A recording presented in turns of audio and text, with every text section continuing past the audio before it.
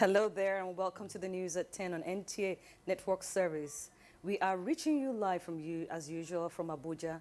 I am Muslima Sholibo and thanks for joining us. And I'm with Comfort. Thank you very much. I'm Comfort Amadu. Welcome to the news at 10 and here are the headlines. Aftermath of military takeover in Mali, ECOWAS places economic embargo and shuts down all land and air borders within Mali.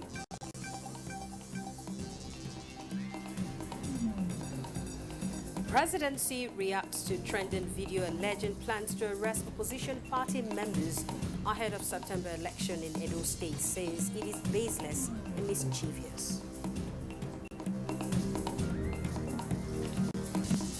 Speaker, House of Representatives makes case for African Parliament, pushes for Africa's debt cancellation.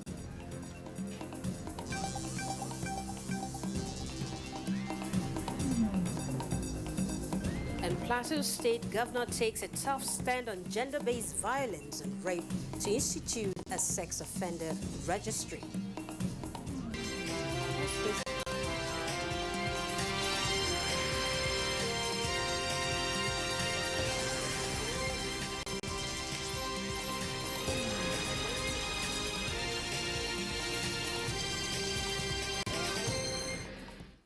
The aftermath of the military takeover in Mali, the Economic Community of West African Countries, ECOWAS, late yesterday, the 18th of August 2020, published a communique on the development and on Mali, who is one of the 15 members of the regional organization. Key amongst the decisions taken so far by the regional body are the suspension of Mali from all decision-making bodies of ECOWAS, as well as placing an economic and financial embargo on them. ECOWAS has also urged member states to close all land and air borders with massive landlocked Mali, and as well calls for immediate implementation of sanctions against all military officers, their partners and collaborators who participated in yesterday's military takeover until constitutional order is restored.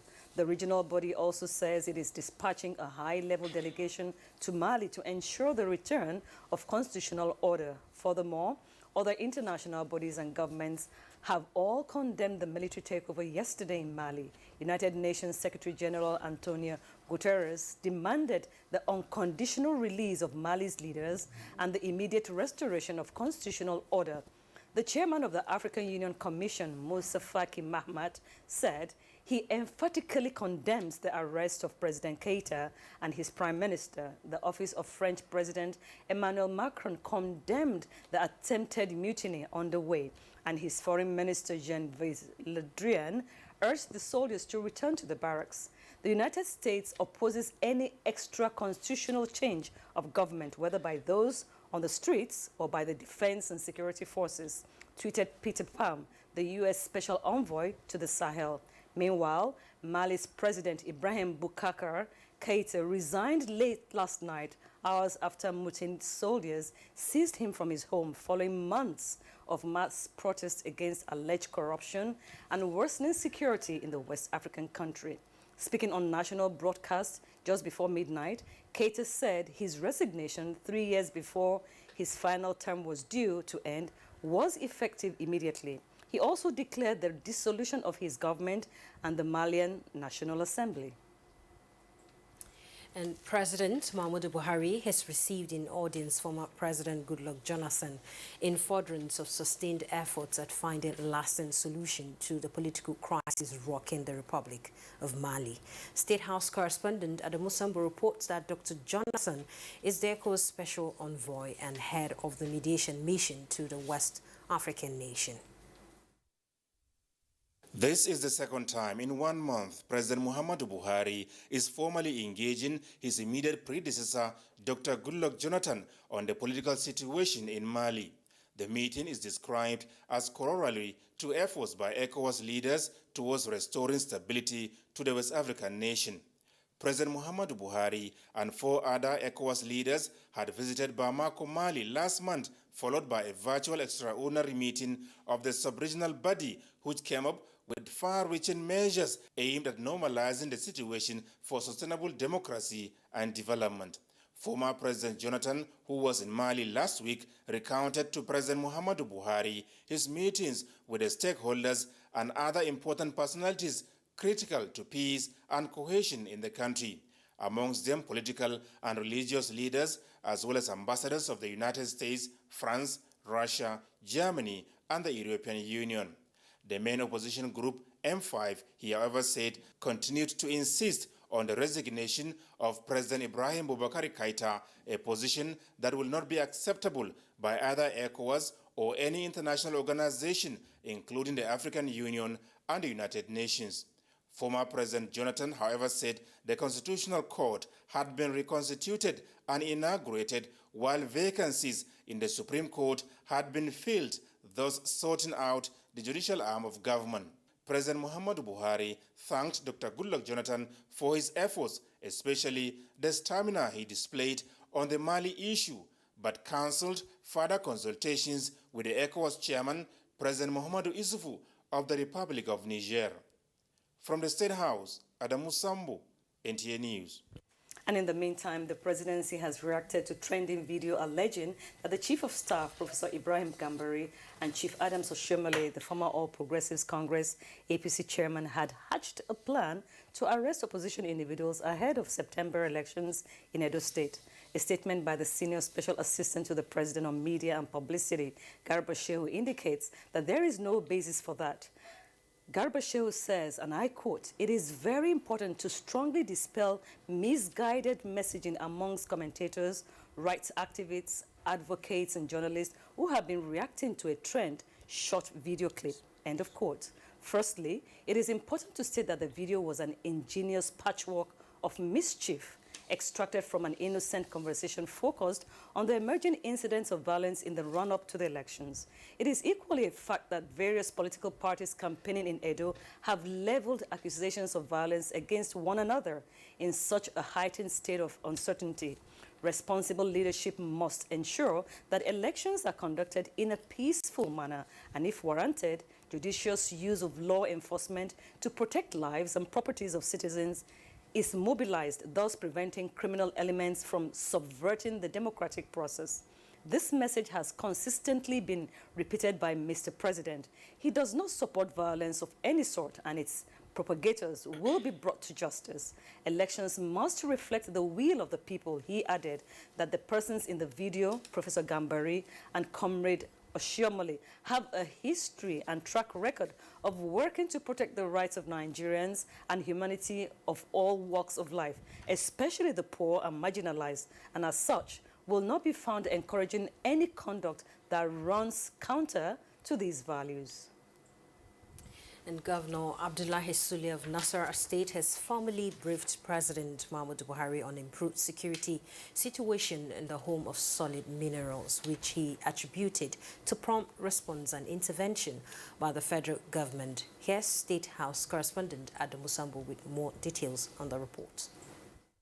Security for us in Nasarawa State is very, very important, and it's job one if you want to put it as part of safety, because we are attracting a lot of investments, and those investments will materialize only when we have security. And this informed the governor's invitation to the State House towards charting the best way forward with President Muhammadu Buhari. Apart from kidnapping and armed robbery, Nasarawa State is also confronted by bandits and other criminal elements dislodged from the northeast and northwest Nigeria, now finding comfort in the rocky areas of the state to carry out their nefarious activities. Governor Sule, however, said with the effective collaboration and cooperation between the state and the federal government, the security situation in the state has improved significantly. I had to express great appreciation to Mr. President, one, for accepting to set up the third military mobile police training college in Nasarawa State. And it is set up actually at a place that has a lot of jungles and used by kidnappers and armed robbers in the past. So it was very successful. The project has been completed. We commissioned it last week, and everything went very well. Also to express our appreciation to Mr. President for the military super camps that he agreed to set up in Nasarawa. Both of them have been established. Also for the Air Force Special Forces in Lafia, as well as the military special forces in Doma.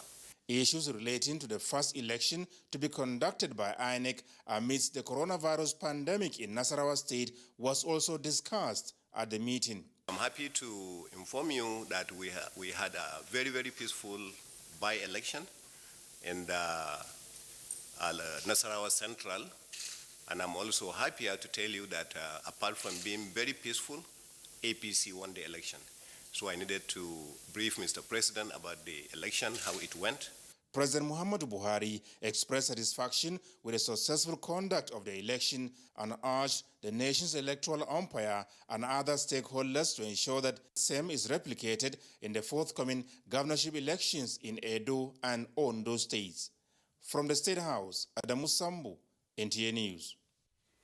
And to military matters, troops of Operation World Punch have eliminated several bandits in an encounter at Tashankare in Niger State. The coordinator of Defense Media Operations, Major General John Eneche, in a statement says the success was in continuation of aggressive clearance operations to rid the north central of criminal elements as the troops acted on credible intelligence on the activities of the bandits. Major General Eche notes that sadly, troops suffered 3 casualties while 2 others were wounded in the action. The Niger State Governor Abubakar Sani Bello has commiserated with the Lebanese government, Nigerian Army and FEMA over the loss of their national staff and personnel to the activities of criminal elements in the state on Monday. A statement by the Chief Press Secretary to the Governor of Niger State, Mary Noah Berger, indicates that the Governor expressed his deepest condolences and pain over the abducted, injured and killed workers, including a foreigner. The Governor said he is saddened over the continuous loss of lives to societal undesirable elements at a time the government is doing everything to address the problem of infrastructural decay in most parts of the state. The governor is more worried that most of the perpetrators of these heinous crimes are young people who are supposed to be leaders of tomorrow. He, however, called for a holistic approach to dealing with the high rate of crimes through strong family system. Governor Sani Bello revealed that his government will intensify partnership with the relevant security agencies and President Muhammadu Buhari to ensure the issue of insecurity is permanently laid to rest. The abducted and killed workers were engaged in the repair work on Mina Zungeru Tengina Road when the incident occurred. And the Speaker, House of Representatives, Femi Gbajabiamila, has made a case for African parliaments to urgently join local and global efforts to push for the cancellation of the external debt owed by various countries on the continent. The Speaker made the call during an online meeting with speakers of some African parliaments on debt cancellation for the continent from multilateral and bilateral partners. National Assembly correspondent Vivian Idef-Kwefo tells you more. The International Monetary Fund, IMF, in its publication of December 2019, warned that Africa's debt was on the rise and could create economic challenges for countries, especially with China handing about $143 billion as loan to the continent between 2000 and 2017. The burden to offset this debt has stunted development across the continent, and now it is compounded by the socio-political and economic consequences of the outbreak of the coronavirus. Speaker Femi Gbajabiamila says now is the time to close ranks with other tiers of government in the best interest of Africans. Furthermore, is the need for us to reflect on 1, the processes that led to Africa's heavy indebtedness in the first place. 2, the role parliamentarians can play to address this going forward. And 3, what assurances we as parliamentarians can give our borrowers that if our debt is cancelled, the freed up resources will be invested in social and economic development of our citizens. Let's push forward and let's campaign to get debt cancellation for African nations. All donors are very much interested in accountability issues related to monies they release. The meeting resolved to set up the Conference of African Speakers and Heads of Parliament, COSAP, a body that will facilitate increased collaboration between speakers, heads of parliament, and national assemblies across the continent. Nigeria is nominated to host the maiden edition of COSAP, chaired by Speaker Femi Gbajabiamila, and is expected to meet again in the first week of September to approve the plans and swing into action preparatory to its 2021 maiden conference. Vivian Idekbefo, NTA News. Now, this news at 10 on NTA News 24 is reaching you live from Abuja. We'll take our first break now. More reports when we return. This is NTA News 24 broadcasting from Abuja. You can watch us anywhere, anytime on the following platforms. Start Times, Channel 101, Free TV, Channel 703, GSTV, Channel 419, and Go TV, Channel 46. For more information, log on to our website, www.nta.ng, or join us on our social media handles, Twitter at NTA News 24, Facebook at NTA News 24. For comments, suggestions, and inquiries, send an email to news24@nta.gov.ng or call us on the following numbers. NTA News 24, news and more news. Now, the aftermath of the military takeover in Mali, the Economic Community of West African Country States, ECOWAS, late yesterday, 18th of August 2020, published a communique on the development and on Mali, which is one of the 15 members of the regional organization. Key amongst the decisions taken so far by the regional body are the suspension of Mali from all decision-making bodies of ECOWAS, as well as placing an economic and financial embargo on them. ECOWAS has also urged members to close all land and air borders with massive landlocked Mali, and as well as calls for immediate implementation of sanctions against all military officers, their partners and collaborators who participated in yesterday's military takeover until constitutional order is restored. Now, joining us via Skype on this development is Dr. Aminu Hayatu of the Department of Political Science, Bayero University, Kano. Thank you so much, Doctor, for joining us. Good morning. Nice to have you on this show. Now, what is your own comment on this development in Mali? Well, actually, it's normal countries experience this kind of turmoil from time to time, depending on what happens with the developments in the body politic. But actually, the situation in Mali is really regrettable, and the one that has the promise of drawing back democratic practices in the African continent. If you look at it, actually, the soldiers' action have actually resulted in what many political analysts think that it's going to serve as a model for copying by other African countries. And it's not expected at this time because of the previous interventions that have been attempted by the ECOWAS and by other independent international organization bodies. But the problem is that it has always been the case in Africa that we always respond to problems when they happen without necessarily, detecting them before they happen. And I wouldn't commend very much the effort of the ECOWAS in the first place, because much rigorous effort could have been put in place earlier before the occurrence of this event of soldiers' mutiny in Mali. And it's really unfortunate that the problem is not very much under control by this the coalition of these West African countries, because still there is a heated tension in the Mali body politic, because the soldiers are still in control of that country and nobody knows what is going to happen tomorrow. So rather than reaction, we could have actually had a situation whereby the ECOWAS could have holistically, approached that problem and would have provided a solution. You could see that just few hours after President Goodluck Jonathan has gone to the villa to, report to President Muhammadu Buhari on this problem, and the news broke about the soldiers' mutiny, and probably nobody could do anything about it.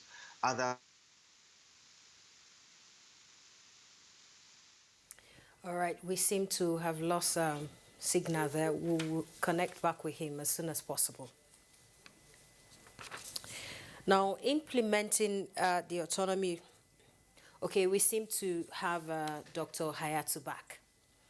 Okay, Dr. Hayatu, can you hear me? All right, ECOWAS had resolved to suspend Mali and place economic embargo on the country. How do you see this sanction?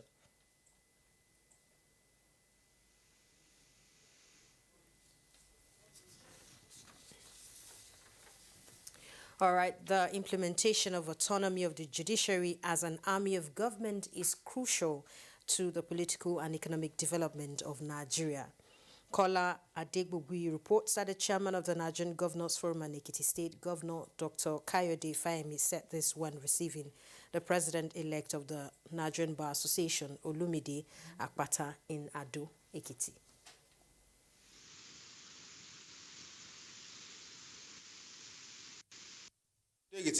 To familiarize with the governor and solicit his support towards achieving laudable programs of his administration, including enthronement of rule of law and quick dispensation of justice. We hit the ground running from day one, and we take the issues one after the other and actually deliver. We want a Nigerian Bar Association that works for all being our members and the rest of society. Governor Fayemi, who congratulated Mr. Akpata on his victory, reiterated his readiness to work closely with the association in entrenching justice in the land. The governor advocated speedy implementation of autonomy of the judiciary to enhance activities of the sector and fast-track justice for all. In this position, there are many issues that you will have to deal with. One of the issues we've been grappling with, which would be of interest to you, is Executive Order 10. Which relates to judicial autonomy, as you know. And let me state for the record that governors all over Nigeria are for judicial autonomy. The state government and the NBA have now agreed to collaborate on human rights issues such as implementation of gender-based violence, GBV Act, to rid the society of crimes. In Ado Ekiti, Kola Adebobuyi, NTA News. Now to politics. Director General of the Progressives Governors Forum, Salihu Mohammed Lukman, has appealed to APC leaders to respect one another in the process of finding a lasting solution to the internal crisis. Addressing journalists at the Forum Secretariat in Abuja, the Director General acknowledged the pivotal role being played by the leader of the party, which is President Muhammadu Buhari, particularly in creating a liberal environment within the APC. He says it is the responsibility of the progressives to be dynamic in activities that will enable APC retain its glory all the time. All our leaders, and Comrade Shumole inclusive, should please try and support President Buhari to ensure that the problem of this party is resolved.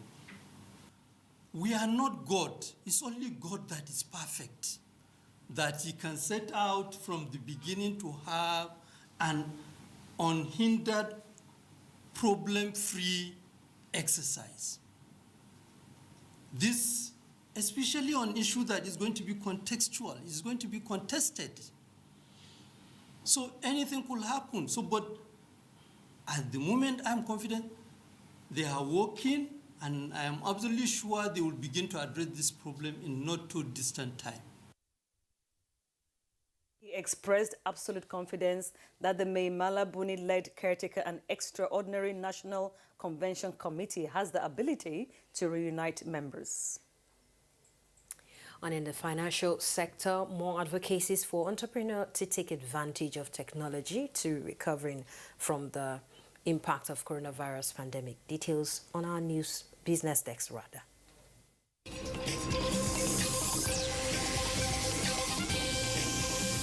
as consumer needs change with the impact of coronavirus pandemic. Experts are encouraging businesses and firms to evolve ways of approaching the new normal while upscaling their skills to stay afloat by leveraging on technology. Also, key players suggest that businesses take advantage of organic certified goods that have competitive advantage in the international market, such as ginger, turmeric, hibiscus, sesame, and soya bean, while building digital skills and innovative ways of boosting sales. For people who want to go into export of agricultural commodities into the international market, they need to understand first what the territories that they want to export their products to. In terms of having market intelligence, they have to understand Incoterms, which are the different terms used for export, because for every contract that you get, there are Incoterms that you need to understand, and then you also need to understand the maximum residue level of the country that you want to export your product to, so that you don't invest money and then the product gets rejected. And you also need to understand the standards that the product that you want to export requires to get into that market. And trades on the floor of the Nigerian Stock Exchange closed positive after the day's session.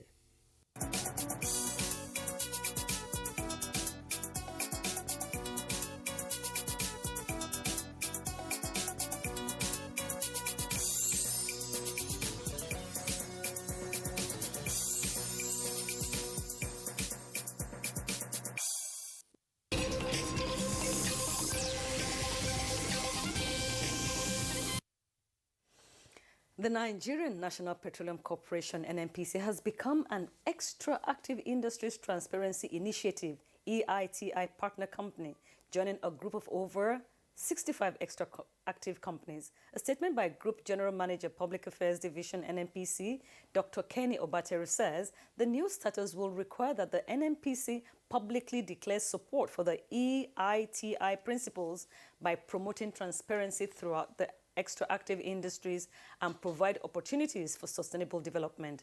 The statement adds that the EITI board chair, Right Honorable Helen Clark, welcomed the company's commitment to the EITI, stressing that NNPC plays a vital role in Nigeria's economy. And Nigeria's Minister of Finance, Budget and Planning, and former EITI board member Zainab Ahmed stressed the importance of ensuring that natural resources wealth contributes to sustainable development. Meanwhile, the group managing director, NNPC, Mele Kyari, affirmed his company's commitment to the EITI, reiterating that becoming an EITI supporting company aligns with NNPC's corporate vision and principles of transparency, accountability and performance and excellence.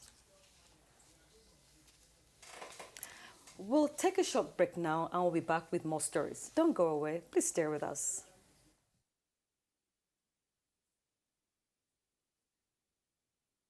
Social media platforms: Facebook at NTA Network News, Instagram at NTA Network, Twitter at NTA News Now, YouTube at NTA News Online. All visit www.nta.ng.